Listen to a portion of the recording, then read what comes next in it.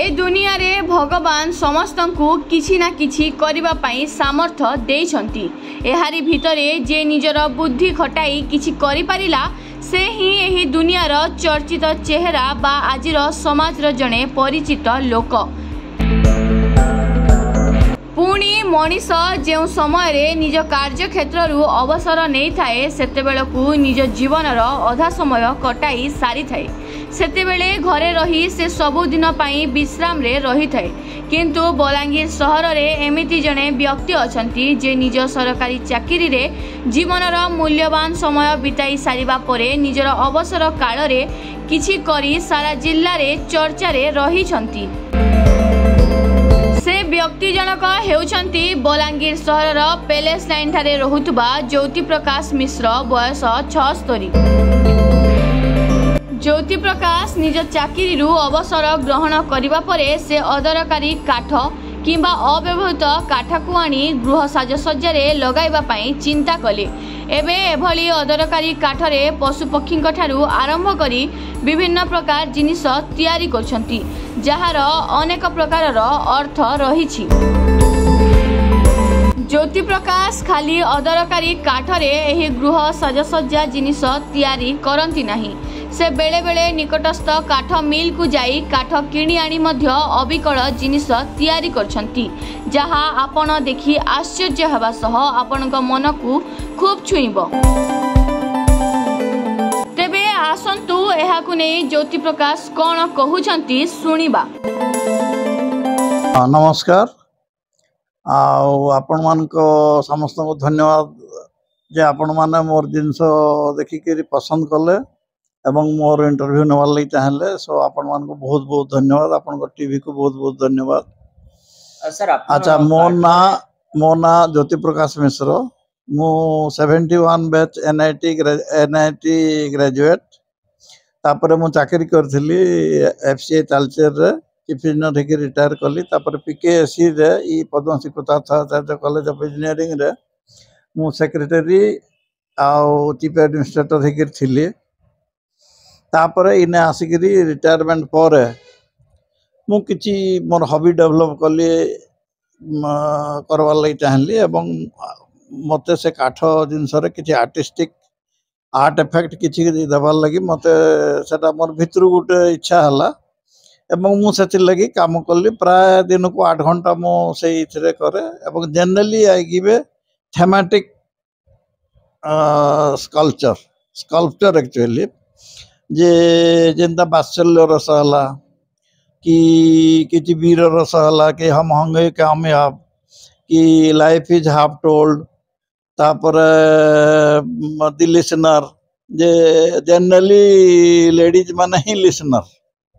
तो से गोटे लेडी तार से पोज दे के ये करियो कागरी लोक माने प्राय कहबे जे नहीं सुनन बेसी तो माँ भौणी ई सब जाक बेसी दे आर द लिसनर्स। तो ताकू गोटे आर्ट इफेक्ट देवार लगे आई डिड समथिंग। तो बात्सल्य रस लगे हेतिले माँ छुआ कि गोटे हाथी आता माँ हाथी छुआ के नारी ये करछे गेल करछे ई सब विषय रे एंदा सब काठर जिंस मो बना कार काठटा होची सेथरे कलंकी न लगे अनब्रेकेबल एवं would is good for every time. Sir जो काठरे बनाउछंती कहउछंती से जो काठरे तयारी करूछंती से काठटा को जगह बनाउछंती। हां काठटा मोरिन 10टा गछ थिला एठी तो तार जो कॉर्पोरेशन नेगला परमिशन नै कटे थिली तो सेटा से कॉर्पोरेशन नेला पर जहा बळी गला से छोट छोट काठ जाक तार ताको मु कटे आनली जो सम्मेललो विथ परमिशन। तापर सेही पटा गुडाक रे मु प्राय काठ ये कली प्लस अलगा काठ भी मु किणिकरी आने कि अलगा मोर बंधु बांधव काठ भी आनी जो गमारी काठ अलगा टाइप रो काठ। सो एवं एठी तार जो मूल गुडाक थिला जो सागवान गछर जो मूल से गुडाक भी मु यूज करछि। सर काठरे तो आपण विभिन्न गुडा जिनिस बनाउछंती आज्ञा से जो जिनिस बनाउछंती आज्ञा तार भी अर्थ अछि तार अर्थ अछि सबरो अर्थ अछि। से जो अर्थ बने कि भाबु माने करूछंती केमती भाबुछंती किछि तो भाबुथबे। हाँ हाँ मु सब बेले राति रे सोइला बेले कि जा आमे जहा पाठ पढिछु कि जहा करछु तो सब माने साहित्यटा हला गोटे रसमय जिनस तेणु कथा हूँ आर्ट ऑल्सो इज ए रसमय जिनस तो गोटे आर्ट माने you must get some emotion और सम फीलिंग ताहले सेटा आर्ट रो परिभाषा रे आसुच किंतु आपण जो यूटिलिटी आइटम भी बना यूटिलिटी आइटम हले सेटा भी काठर बना किंतु सेतरे भी टिके आर्टिस्टिक टच था कोथरे टिके आर्टिस्टिक कोथरे टिके आउ किछि थिबो तो ए सब जाको आर्टिस्टिक ये इफेक्ट टिके दबा को पड़ियो सर किछि दिन पूर्व आपण कहउतले किसी अदरकारी काठ गुडी को भी आज्ञा अदरकारी काठर ही सब होती बोली भावतु किए घर बनेला मु घर प्लान भी दिए घर किए बनेला तो तार जो काठ बलिगला मु कह भाई मत दे दबो मु सेटा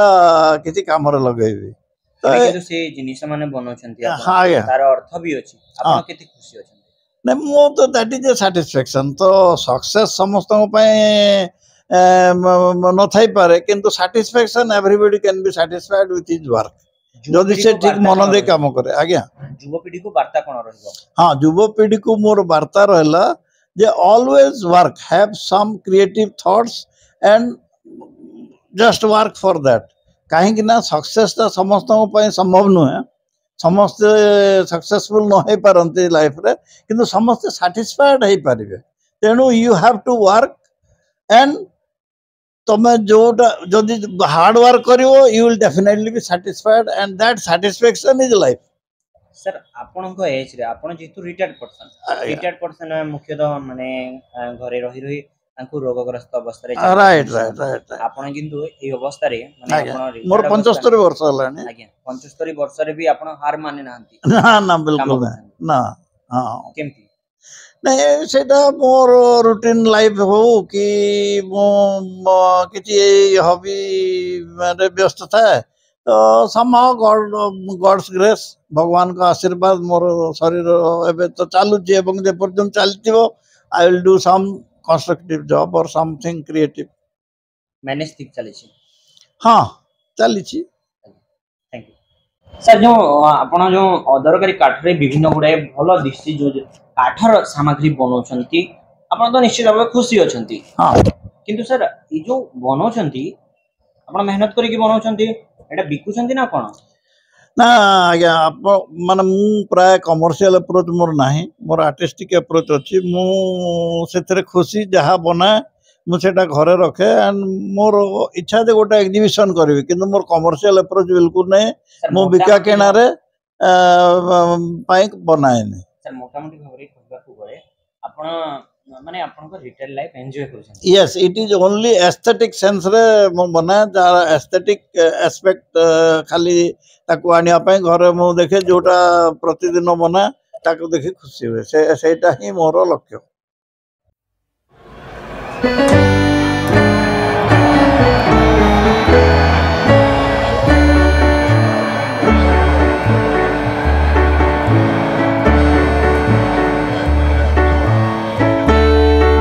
बापा तो बहुत ही मेहनत करछंती बहुत इम्प्रेसिव काम भी करछंती मु चाहे कि सेति पय त हमें बहुत खुशी पूरा फुल फैमिली हमें बहुत खुशी बहुत प्राउड फील करूछु मु चाहे कि हम छुआ माने भी तांको सिखिबा कथा नेक्स्ट जनरेशन पय एटा गोटे इंस्पिरेशन आ बापा को सिखि कि से माने भी से सब प्रोसेसिंग माने करिया कथा सेति कि मो कामना मैडम रिटायर्ड लाइफ से एन्जॉय करछंती राइट कोन करबे हाँ बापा तो बहुत एंजॉय करछंती तांको मोस्ट ऑफ द टाइम से सेथिरे ही दोछंती आ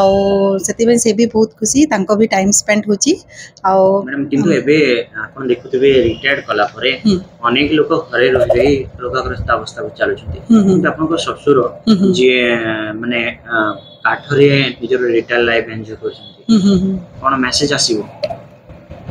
मैसेज तो बहुत अच्छी माने बापा हमको इंस्पिरेशन नेबा कथा नेक्स्ट जनरेशन पिला सब सिखिबा कथा कि टाइम केमती यूटिलाइज करा जाए ता संगरे जिंस माने रफ जिंस माने वेस्ट जिंस को केमती हमें रीयूज करी कि सेटा पुनी करि परिबा सेते तो बहुत किछि मैसेज अछि आ बापा को एक्चुअली सिखिबा कथा सेति कि मो ये रिक्वेस्ट थैंक यू